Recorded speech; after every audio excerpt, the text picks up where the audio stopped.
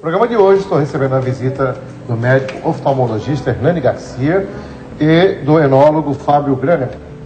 Vieram falar sobre a iniciativa da sua vinícola Abreu Garcia, que fica em Campo Belo do Sul, entre Lages e Campos Novos.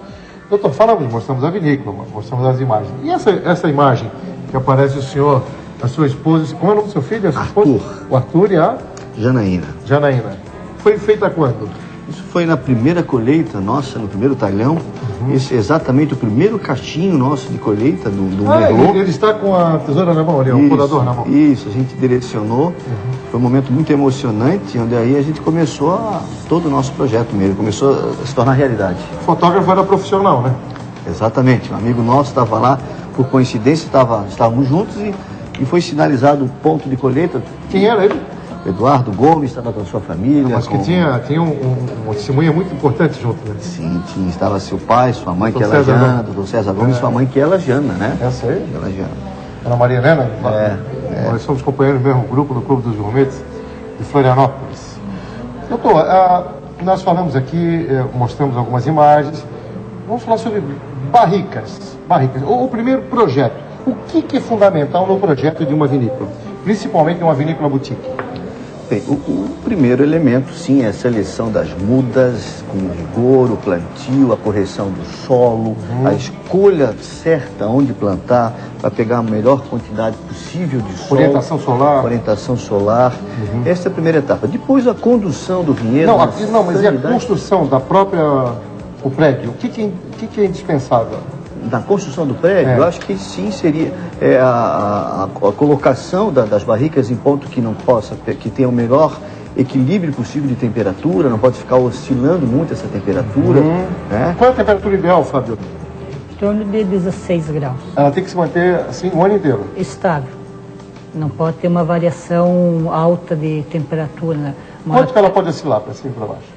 Ela não pode, o que acontece? Ela não pode estar um dia está com 22, 23 graus, no outro dia com 12, 10 graus, 5 graus, né? Então ela tem que se manter na média em torno de 16 graus, né? 2 a mais, 2 acima, então...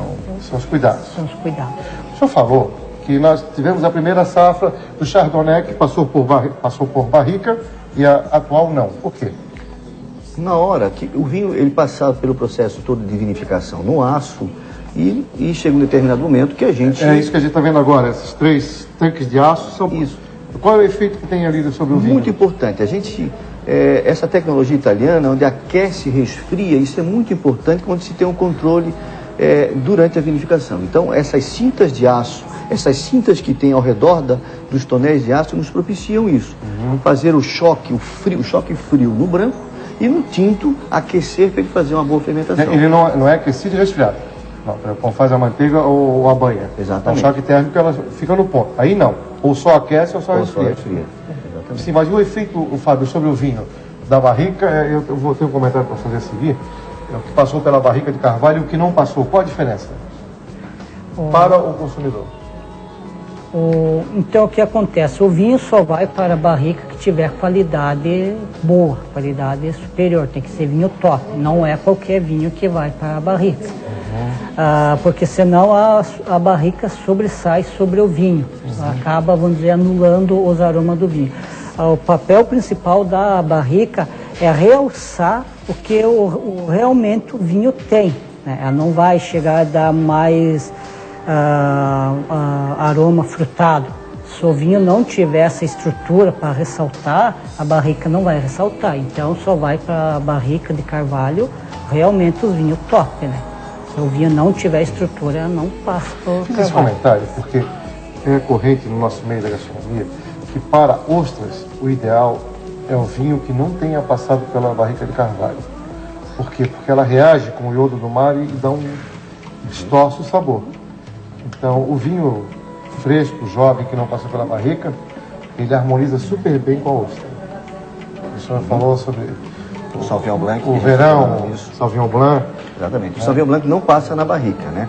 Esse Chardonnay 2010 nosso que está no mercado, nós achamos que ele tinha tanto aroma, ele tinha um frescor, uma boca tão untuosa, tão complexa, que a gente resolveu deixar aflorar os aromas e não colocamos na barrica. Então o vinho é um Chardonnay sem barrica, esse 2010. Perfeito.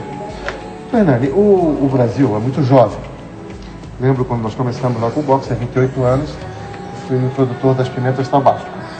Depois, eu lembrei de introduzir as pimentas brasileiras, e elas fazem muito sucesso. Tanto é que comercializamos uma média de 15 mil unidades por ano. Olha só. O que falta para o brasileiro ter orgulho do seu vinho? Eu acho assim, primeiro tem que deixar o tempo evoluir um pouquinho mais. O vinho não é tão rápido, se consegue chegar a uma plena maturidade dele. Estamos evoluindo, em especial os nossos vinhos catarinenses, evoluindo muito rápido. As premiações mostram isso. Eu acho que é uma questão de tempo a gente se posicionar. Acho que o problema de valores ainda é uma grande dificuldade, é que o mercado, o custo final para o consumidor ainda é uma grande dificuldade, né? E isso Esse custo está onde? Está na embalagem, na mão de obra? Não, os impostos. A gente deveria ter um pouco mais de estímulo à importação, que a gente faz essas garrafas que vem de fora, a rolha. Todas são importadas? Todas as garrafas são todas da França e algumas do Chile, da Toro do Chile. O Brasil não produz esse padrão? Não, desse padrão, infelizmente, a gente não tem ainda essa consistência. Isso é importante. Eu acho que a embalagem agrega muito para quem está conhecendo o vinho, ele sente isso, né? O que é interessante é que ainda não há uma mobilização suficiente para convencer as autoridades, deputados, senadores, para enviarem um projeto, né, nos igualar a países como França e Itália, onde o vinho não é considerado bebida alcoólica, ele é considerado alimento. Aliás, inclusive a cerveja. Então a taxação sobre a bebida alcoólica aqui no Brasil é muito alta. Na escala ela atinge 52%, nos alimentos é bem menos, né? Na Alemanha, por exemplo, em algumas regiões, na hora do lanche, os funcionários recebem cerveja, né, que é considerado alimento. Então, uma mobilização nesse sentido pode levar os nossos vinhos para um padrão que todos possam adquirir, né, e estimular mais ainda investimento em qualidade, porque isso é o que dificulta o empreendimento no Brasil, né? Sem dúvida. O momento atual está se tendo muita discussão em cima disso, né? Está se resgatando essas discussões, está se trabalhando forte em cima do meio político. Nós temos senadores aqui que são bem envolvidos com a vitivinicultura, deputados, que estão lutando para que isso se torne assim, realidade, né? A primeira produção de vinhos foi a sua propriedade, na região? Em Campo Belo do Sul, sim. Tem mais alguma já, Fábio? Tem, daí seria no restante do estado, seria Água Doce, né? São Joaquim, Campos Novos, e seriam os principais de vinhos finos, né? Por incrível que pareça, os vinhos começaram em videira, né? Videira. E depois é que descobriram o terroir da região de São Joaquim. Lages produz vinhos? Lages não tem um produtor de lá, mas em Urupema, né? Que é muito frio. É muito frio. Muito frio. O senhor cria gado perto da propriedade, doutor? Perto da propriedade. São Hereford? Hereford e Charolais. Charolais, né? Leite, corte ou só corte? Corte. E qual é a novidade que o senhor vai apresentar aqui nos 4 meses em Florianópolis?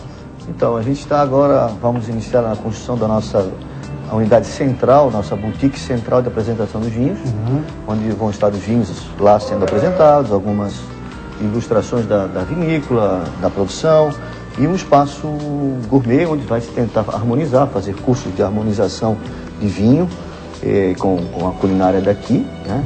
E vai ser um espaço bem interessante. O Giovanni Bonetti também está projetando, e em 4 meses vamos estar... O espaço já está garantido que vai ficar bom. Temos que ver o restante. Exatamente. O vinho a gente está preparando para isso. Até agora, a gente fala, ouve, participa muito de eventos sobre vinhos ou gastronomia. Mas o desafio mesmo é criar a harmonização perfeita. Como é que isso pode ser feito, Fábio, na tua opinião, como enólogo? Bom, primeiro... O enólogo aprende a harmonizar lá na escola? Sim. Primeiro você tem que para harmonizar um prato com o vinho, você não pode um sobressair sobre o outro, né? Sim. Tem um equilíbrio entre o vinho e a comida que vai ser servida. Mas de uma maneira geral a gente fala que o vinho leve, né, um vinho jovem, um vinho branco, uma comida mais leve. conforme o vinho vai mais encorpado, com mais estrutura, precisa de uma comida mais forte, a gente diz, né? Mais encorpada para um não sobressair sobre o outro. E a questão também da confusão que é feita com relação à utilização dos vinhos pela ordem, né? E também pelos soberbos, que soberbos são para degustação, né?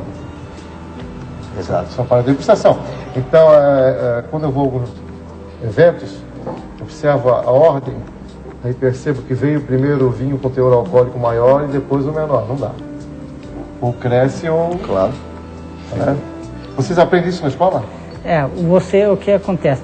Sempre tem que estar em equilíbrio e harmonia. Dos vinhos, né? Do mais leve para o mais forte, né? Para o mais complexo, né? Então nunca deve servir um tinto no início de uma degustação, né? Ou um prato, né? Então sempre vai pelos brancos, depois vai para os rosé, daí vai para os tinto leve e depois os tinto encorpados. Isso, doutor, também nós precisamos mudar uma regra. O Brasil é muito novo com os vinhos e tal, mas é o seguinte: se eu convido alguém para almoçar, vamos tomar um vinho? Não, vou trabalhar depois. No mundo inteiro, você almoça... Tomar uma tacinha de vinho. Mas não é uma garrafa, né? É uma taça. Uma taça. Então o brasileiro precisa aprender a degustar um vinho tanto no almoço como na janta. Não é tomar nada no almoço e 3 garrafas no jantar. Nós já recebemos uma vez uma bronca de um chefe francês que veio cozinhar no Clube do Gourmet, maravilhoso, tudo perfeito. No final nós perguntamos para ele: o que você achou? Vocês destruíram o meu trabalho, tomaram um porre. Nossa, foi uma vergonha só. Mas a gente vai chegando lá, principalmente com iniciativas como essa sua, que vai estar pronta dentro de 4 meses. A gente vai dar uma paradinha e volta já para agora mostrar os vinhos. Fique conosco.